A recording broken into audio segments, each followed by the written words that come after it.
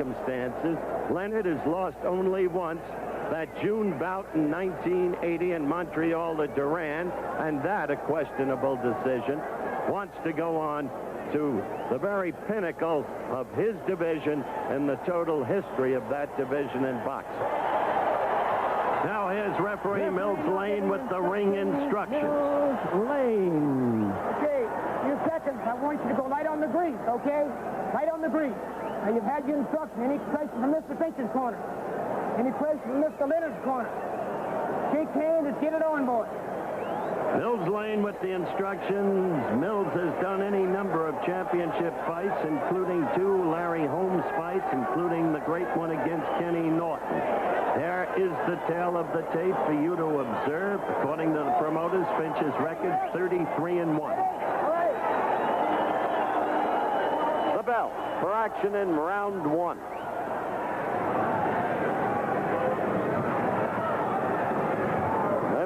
Scoring on a 10-point must system. Referee has no voice in the scoring. The 3 judges, Herb Santos of Reno, Dwayne Ford of Las Vegas, and Henry Ellis Puru of Sacramento, California. They'll be doing the scoring.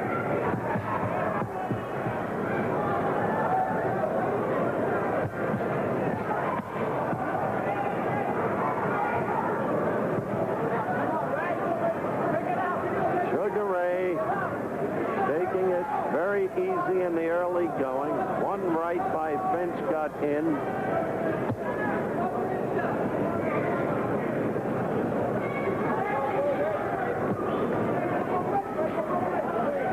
Minute into round 1.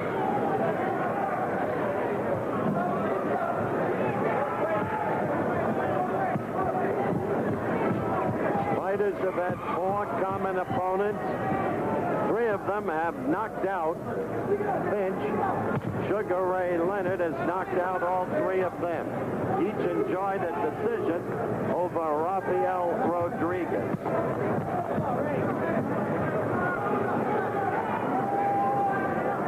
Minute and a half into this, the first round.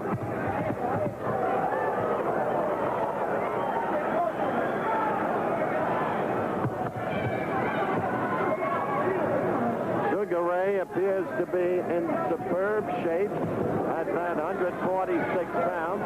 Right now, Finch has him missing. Sugar Ray hardly opening up at this point. Crowd yelled as Finch tried to pour right into the midsection. The blow picked off by Ray's left glove, as the most recent one was.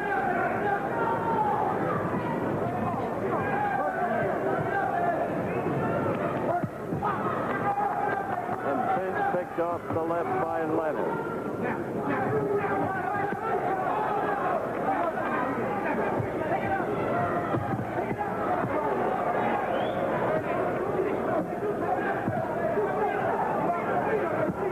If Leonard has any problem as a fighter, in my view, it's the fact that he's been doing too many other things.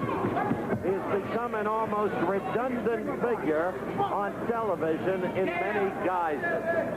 We approach the end of round 1.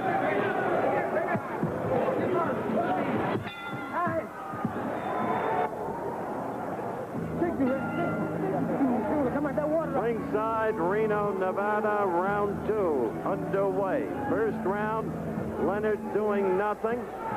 Finch got in one butt to the top of Leonard's forehead, and Finch, whatever scoring was done, scored.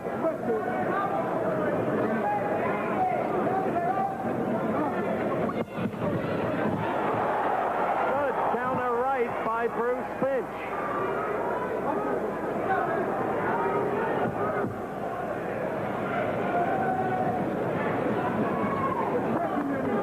Leonard, of course, an outlandish favorite.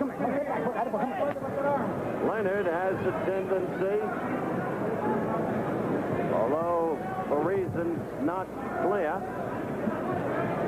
not to show well against fighters not really in his class. A good evidence, Larry Bonds. in that bout up in Syracuse. Finch thus far the aggressor.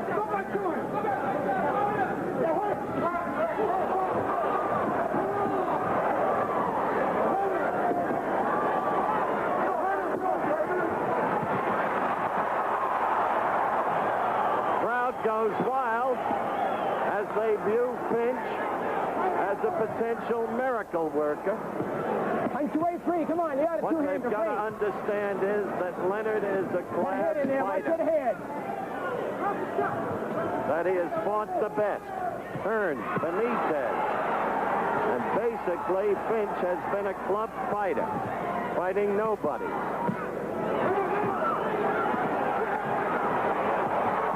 Up, there you see it. One strong right, and backwind Finch, and now Leonard's opening up, and there it is.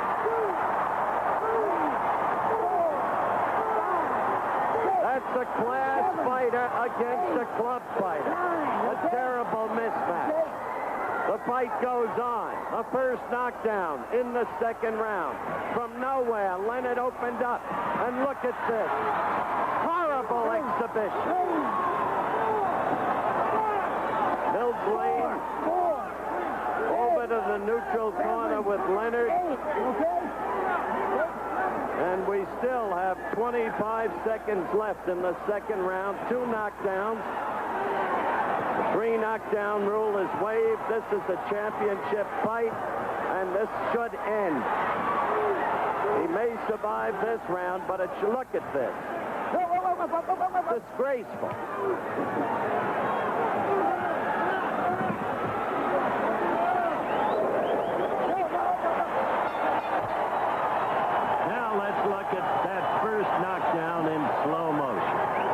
Sugar Ray has a left, but it was the right that put him down. And Finch was ready to go right then. An overhead angle, you'll see it very clearly. Finch with a left, and his left is down. Leonard taking immediate advantage of Finch, and so Finch went down. There are 2 gentlemen who saw Johnson demolish Jeffries in 1910. At least that was part of a fight. This one won't be. Bell for round 3. 2 knockdowns by Leonard of Finch in the second round. From nowhere, Finch had been the aggressor. And then, suddenly, from against the ropes, Leonard opened up, and Finch never saw the blows coming. It began with a right that sent him halfway across the ring. Then knockdown 1, knockdown 2. There was a quick right by Leonard, and Finch is ready to go again.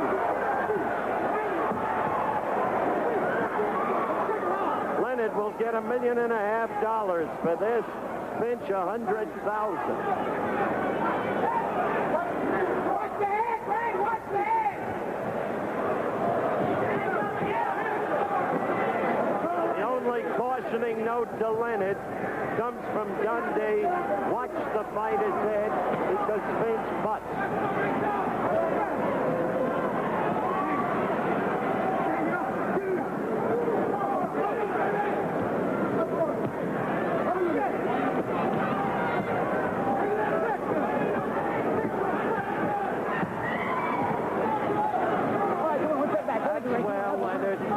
Be a little careful. You saw Finch's head against Leonard's forehead. The quick right lead, and another chopping right, and another. And you see the wobbly legs, and down goes Finch. It's the 3rd knockdown of the fight. And Mills Lane, Leonard keeps going to his own corner instead of the neutral corner. It's time to end this. That's it. Mills Lane did it right. A really disgraceful mismatch. Does nothing to benefit boxing. Does nothing to benefit. And in fact, he got a couple of extra seconds on that knockdown simply because Sugar Ray did not go to the farthest neutral corner. So Sugar Ray Leonard is the winner by a technical knockout here in the 3rd round. And it was very impressive regardless of the competition. Sugar Ray Leonard is just getting better with every fight. It's just that simple. Let's take another look at the end of the fight. That left hand just buckled the knees. And you can see, look at the knees of Bruce Finch. He just had nothing left at that point, and almost any other punch would have put him down. In fact, Ray did not really hit him with a solid punch after that left hook buckled the knees. Let's take another look at it. Watch the left hook. The right hand set him up, and the left hand brought him back. You didn't quite see it because it was behind you, and you can see the dance that Bruce Finch is doing at that time. He was out at that juncture. Interesting shot here. This is from up in the rafters of Centennial Coliseum. It was the right hand really that did do most damage, not so much the left, but there is the left, and that was the final punch. Sugar Ray taking a step back from it and really just waiting for Bruce Finch to fall. The legs are the first to go, and they went on Bruce Finch, and after that it was merely a question of how long it took the challenger to fall down. Sugar Ray did not really hit him with a solid punch after that. It was the right hand that set him up, a left hand coming back behind it. And you can see Sugar Ray Leonard, if he's going to be on television, he's going to look good, folks. From here, from Reno. So he retains his undisputed possession of the welterweight title. And right now, let's go up to Jimmy Lennon for the official decision. Jimmy? Well, ladies and gentlemen, we have the time of the knockout. 1 minute and 50 seconds in round number 3. Referee in charge, Mills Lane, stopping the bout.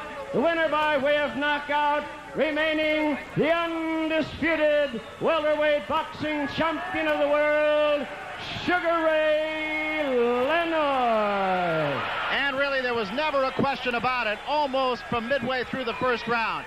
Bruce Finch had to go after his man. There was really no other way. He could not do what mistakes Larry Bonds did in his encounter with Sugar Ray at Syracuse. He tried to backpedal, tried to stay away from him, and then it was only a question of time until Sugar Ray Leonard caught up with him. And now, let's go up to Larry Merchant right now. Larry Merchant is going to be with Sugar Ray Leonard in just a moment. I'll hold it here for just a second until we get a camera around to talk with the winner, Sugar Ray Leonard, still the welterweight champion of the world. There really was never a doubt about it. Once that right hand in the second round was the one, Leonard had his back to the ropes, jumped off of the right hand, and from that point on it was downhill for Bruce Finch. Let's go to Larry Merchant with the winner. Ray, you've done a lot of color commentary on boxing. Would you give us your commentary on this fight? Well, I tell you, Larry, I came into the ring. I was a little cold, although I warmed up quite well in the back.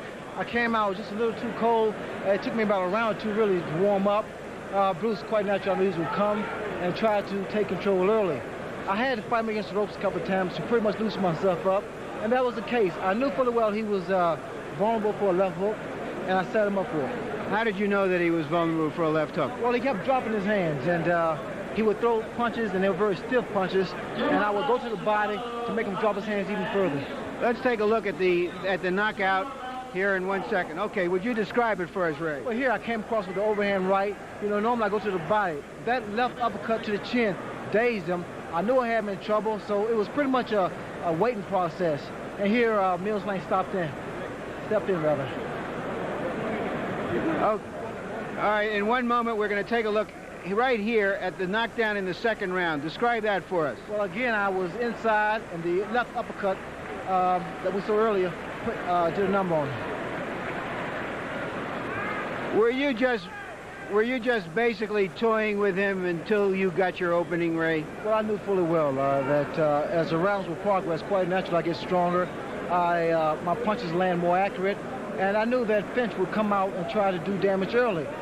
We collided heads a couple of times, and I noticed Angelo and Jenks was yelling, watch out for the headbutts. Did he sting you at all? Never really stung me, although I felt his punches. Bruce Finch has a kind of punch that's very stiff. He pushes with the punch. He reminds me of one of my local guys, Warren Fortune. Is this a good fight for you, Ray, after the epic Hearns battle, to come in against someone like this and to just try your stuff on him? I think it's a great fight. I think it's a great mental fight, mainly because coming off such a big and impressive victory over Tommy Hearns to come down to, as boxing critics call, an insignificant fight. I fought Finch. I got up for him. I was prepared for him mentally and physically. All right, we're going to take a look at some more action here in 1 second. Would you describe what you see? Well, I missed there with an overhand right and was tying up here. That left hook there and the body shots, along with the uppercuts, did damage. That left hook and the right hand put him down. You were working on the body shots. Somehow you seem to think that you're not as good a body puncher as you should be. Well, I know fully well I do quite a lot of damage to the body. The body shots was hurting Finch, although a lot of times he connected there. I could not really get in good body shots, although the uppercuts pretty much did a lot of damage. Ray, thank you very, very much. This was the anticipated fight. Where do we go from here? I really don't know. I'm going home, take a rest, and probably get back with HBO later on. Thank you very much. We're going to go back to ringside, and we're going to have some big boxing news for you in a little while. All right, thank you very much, Larry Merchant. Also, he works longer hours when he works for HBO. That's another factor. So.